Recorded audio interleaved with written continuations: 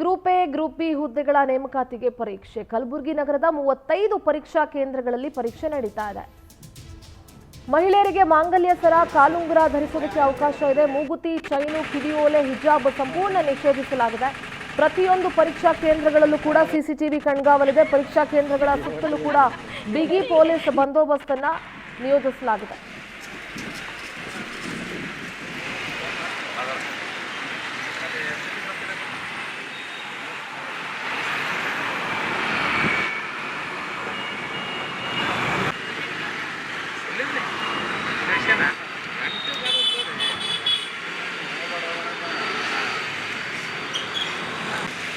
ಓಲೆ, ಉಂಗುರ, ಬಳೆಯನ್ನ ನಿಷೇಧ ಮಾಡಿದೆ ಜಿಲ್ಲಾಡಳಿತ. ಮಂಗಳಸೂತ್ರವನ್ನು ಧರಿಸೋದಕ್ಕೆ ಮಾತ್ರ ಅನುಮತಿ ಇದೆ. ಜಿಲ್ಲೆಯ 28 ಪರೀಕ್ಷಾ ಕೇಂದ್ರಗಳಲ್ಲೂ ಕೂಡ ತಪಾಸಣೆಯನ್ನ ಮಾಡಿ ಒಳಗಡೆ ಬಿಡಲಾಗ್ತಾ ಇದೆ.